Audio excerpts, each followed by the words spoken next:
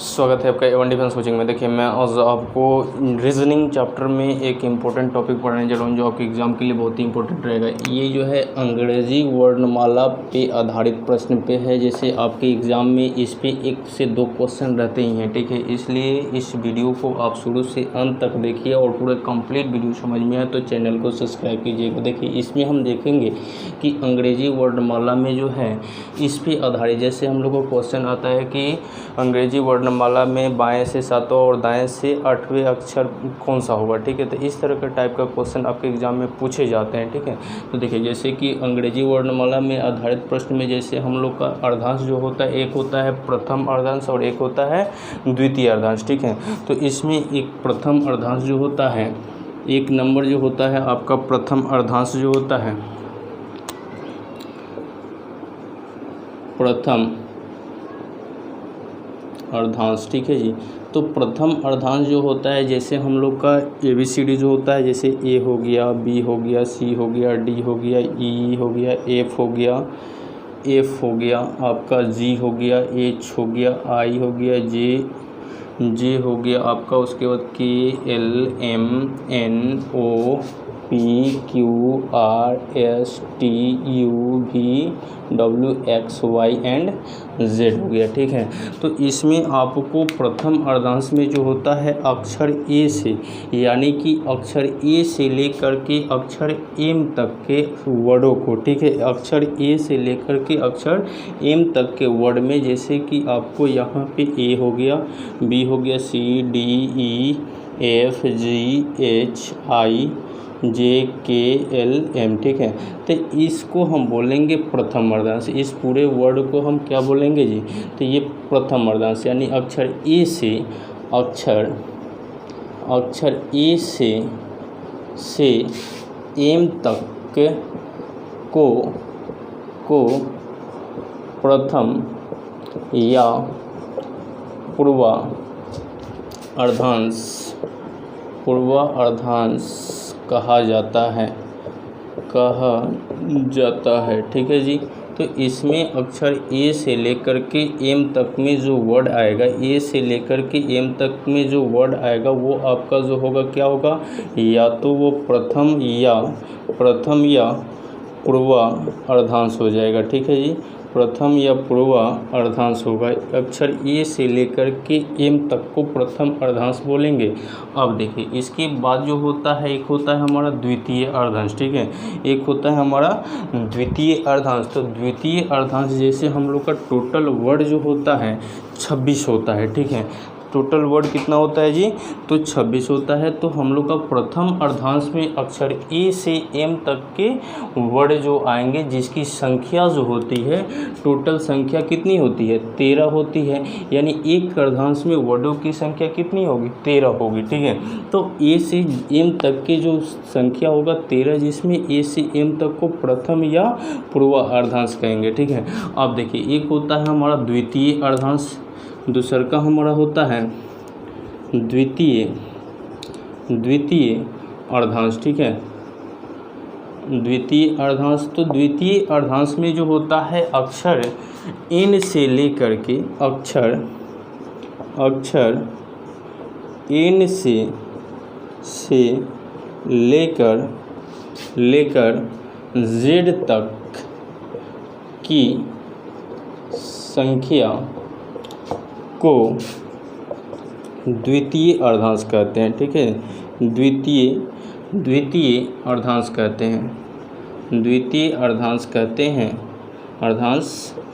हैं, ठीक है जी।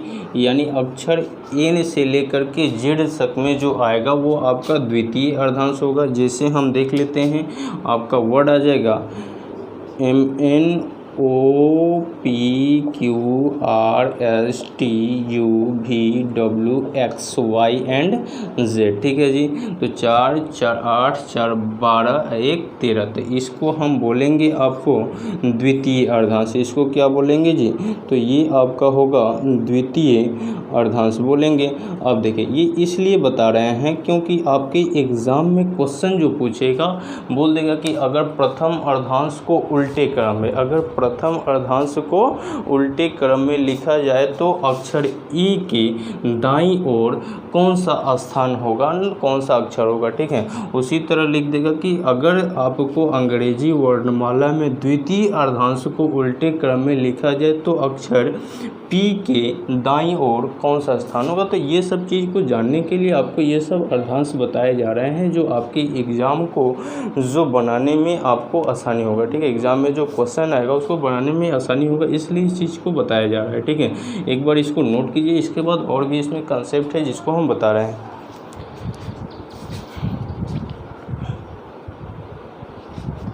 देखिए अब इसके बाद जैसे हो गया आपका ये ए से लेकर एम तक को प्रथम अर्धांश है, एन से लेकर के जेड तक को द्वितीय अर्धांश, ये आपको याद रखना है। अब देखिए इसके बाद जैसे आपको देखिए आगे जैसे इसी पे हम लोग का और भी कंसेप्ट है जिसको देख लेते हैं। देखिए अगर इस चैनल पे आप नए व्यूवर्स हैं तो ज़रूर इस चैनल को सब्सक्राइब कर लीजिए जिससे आपको यहाँ से इस चैनल से बेहतरीन रूप से तैयारी हो सके, ठीक है। क्योंकि यहाँ पे आप लोग को पर चैप्टर का यानी मैथ हो गया, रीजनिंग हो गया, इंग्लिश हो गया, ठीक है, और एडवांस मैथ का भी 21 तारीख से वीडियो डलाएगा, ठीक है। तो यहाँ इस चैनल पे अगर नए व्यूवर्स हैं तो ज़रूर इस चैनल को सब्सक्राइब करके लाइक कर दीजिए जिससे आपको यहाँ से इस चैनल से बेहतरीन रूप से तैयारी हो सके, ठीक है। अगर आप ऑफलाइन क्लास ज्वाइन करना चाहते हैं तो हमारा ये कोचिंग जो है A1 डिफेंस कोचिंग जो है आपको छपरा में चल रहा है। एक जो है ब्रांच आपको कचहरी स्टेशन रोड जो है मातेश्वरी निवास भवन में चलता है, एक आपका राजेंद्र सरोवर नीला सिंह डॉक्टर की गली में चलता है, ठीक है, जो आर्या द्रोणा क्लासेस में। तो आप दोनों ब्रांच को ज्वाइन करके भी आप ऑफलाइन क्लास ले सकते हैं। अगर आप यूट्यूब पे भी तैयारी करना चाहते हैं तो आप यहाँ इस चैनल को सब्सक्राइब करके और यहाँ से भी आप बेहतरीन रूप से तैयारी कीजिए। चलिए अब देखते हैं आगे कुछ और भी कंसेप्ट होता है जैसे कि नोट करके लिख लीजिए। नोट करके हम लोग लिख देते हैं नोट में, जैसे कि आपको प्रत्येक अर्धांश में यानी दोनों अर्धांश में यानी प्रथम तथा द्वितीय, प्रथम तथा द्वितीय दोनों अर्धांशों में 13 + 13 = 26 वर्ड होते हैं, ठीक है जी। जैसे कि प्रथम अर्धांश में वर्डों की संख्या 13 होगा, द्वितीय में भी 13 होगा और टोटल हमारा वर्ड जो होता है कितना होता है 26 होता है, ठीक है। अब देखिए इसके बाद भी हम लोग का कंसेप्ट जो होता है जैसे कि हमारा एक और जो कंसेप्ट है जैसे आपको दे दिएगा कि बाएं से, अगर क्वेश्चन आपको लिख देगा नोट में हम दे देते हैं, जैसे आपको क्वेश्चन में लिखेगा बाएं से, ठीक है, तो इसका मतलब समझना है जब भी बाएं से बोलेगा तो आपके बाएं से दाएं ओर यानी आपके बाएं से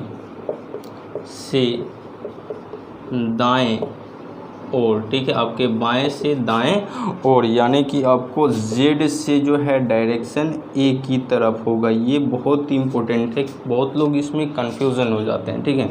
उसके बाद लिख देगा आपको दाएं से, ठीक है जी, दाएं से। तो इसमें क्या होगा, दाएं से जब लिखेगा तो आपके दाएं से बाईं ओर, आपके दाएं से बाएं ओर, ठीक है, ये दाएं से बाएं ओर यानी कि आपको क्या हो जाएगा, यानी इसमें जो हो जाएगा यहाँ पे आपको ए से लेकर जेड की तरफ जाना है और इसमें जो होगा आपको जेड से ए की तरफ आना होगा, ठीक है। तो ये आपका जो हो जाएगा दाएं से। अब एक और होता है बाईं ओर, ठीक है जी, बाएं ओर होता है, एक बाएं से होता है, एक बाएं ओर होता है। तो ओर में क्या होता है, उल्टा हो जाता है, ठीक है, यानी दाएं से बाईं ओर, दाएं से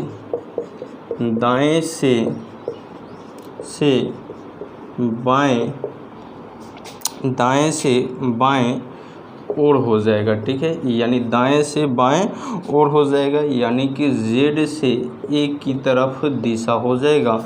अब देखिए एक चीज़ और लिखेगा, दाएं ओर यानी दाएं से बाएं की तरफ। अब एक और होगा यहाँ पे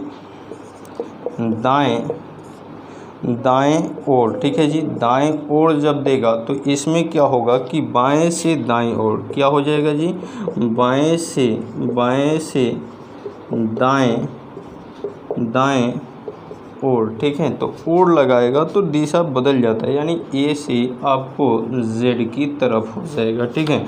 तो इसमें क्या हो रहा है देख पा रहे हैं आपकी, यहाँ जैसे बोलेगा कि बाएं से, तो आपके जैसे आप सीधे खड़ा हैं तो आपके बाएं से दाएं ओर यानी डायरेक्शन ए से जेड की दिशा की ओर, मतलब ए से B C D E F G H Z तक होता है ना जी, तो इस दिशा में जाना होगा जब आपके बाएं से बोलेगा तब, ठीक है।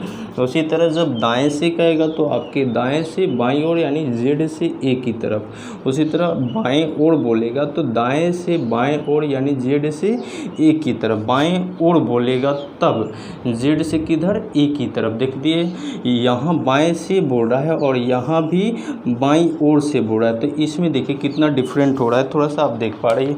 देखिए यहाँ पे जब बाएं से बोल रहा है तो यहाँ पे ए से जेड की तरफ हो रहा है, ठीक है, लेकिन वही चीज़ बाईं ओर से बोल रहा है तो यहाँ पे क्या हो जा रहा है, जेड से ए की तरफ का दिशा हो जा रहा है, ठीक है ना।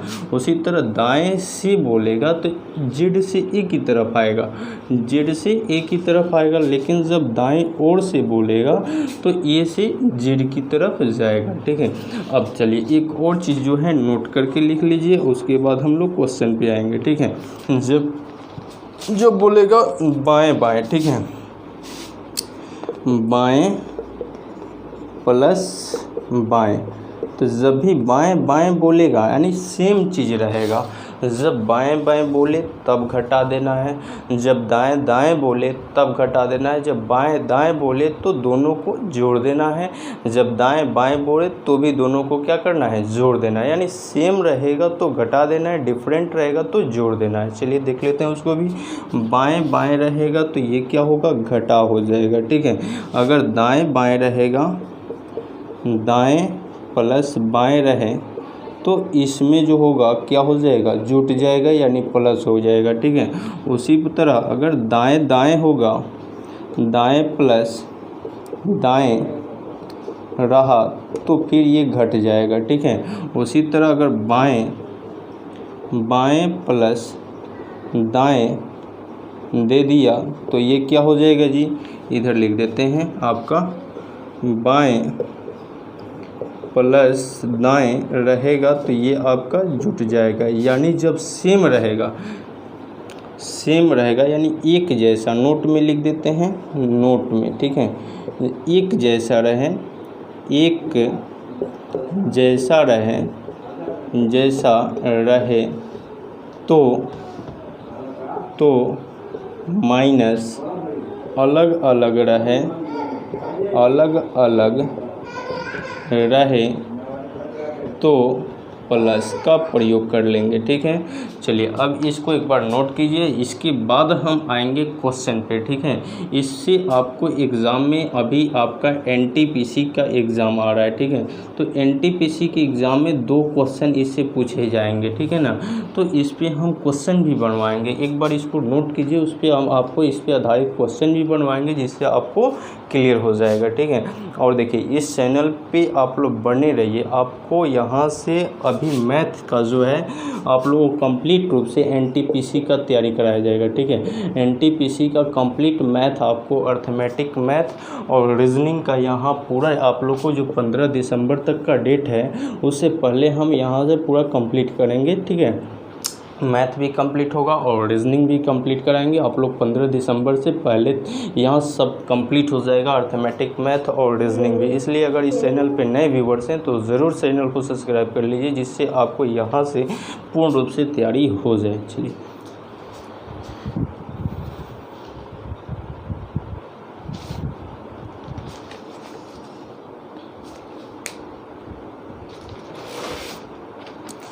चलिए अब हम आते हैं यहाँ क्वेश्चन पे। देखिए क्वेश्चन को हम देखेंगे, जैसे इस पे आधारित क्वेश्चन किस तरीक़ा से पूछे जाते हैं उसको थोड़ा सा हम देखते हैं कि इस पे आधारित क्वेश्चन कैसे आते हैं आपके एग्ज़ाम में। ठीक है, आपके एग्ज़ाम में इस पे अब क्वेश्चन आएंगे तो आप खुद बना दीजिएगा, क्योंकि जो चीज़ हमको बताना चाहिए कंसेप्ट में वो बताए हैं और इस पे आधारित क्वेश्चन भी अभी हम बताने चल रहे हैं। देखिए जैसे कि क्वेश्चन दे देगा, लिखा रहेगा कि अंग्रेज़ी वर्णमाला, ठीक है जी, अंग्रेज़ी वर्णमाला में आपके दाएं से 11वें अक्षर के बाईं ओर 8वां अक्षर कौन सा होगा।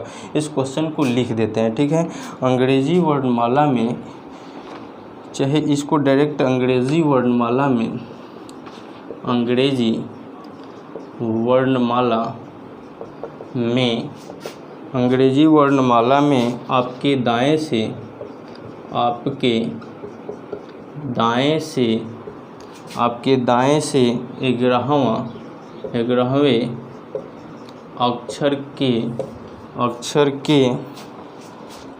अक्षर के बाईं ओर 8वां अक्षर कौन सा होगा। चलिए इस चीज़ को आप लोग बनाने की कोशिश कीजिए। हम इसमें ऑप्शन भी दे देते हैं, H, B ऑप्शन में I, C ऑप्शन में आपको S और D ऑप्शन में आपको T और E ऑप्शन में नॉन ऑफ दिस। ठीक है, नॉन ऑफ दिस। चलिए इसको आप लोग बनाइए, तो इसको हम देखते हैं।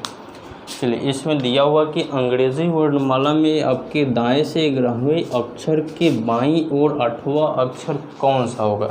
तो यहाँ पे आप देख पा रहे हैं कि यहाँ पे दाएं ओर की संख्या कितनी है, 11 है, और बाएं ओर की संख्या कितनी है, 6 है। ठीक है, तो अभी हम आप लोग को बताए हैं कि जब दाएं और बाएं रहेगा तो जोड़ देना है। ठीक है, तो ये आपका दाएं अब प्लस क्या हो गया जी, बाएं, दाएं अब प्लस बाएं और बोला है। ठीक है, तो इसको क्या करना है, तो जोड़ देना है। तो 11 दाएं की संख्या कितनी है, 11, और बाएं की संख्या कितनी है, 8, तो 11 8 कितना हो जाएगा, 19। ठीक है, तो 19 हो जाएगा।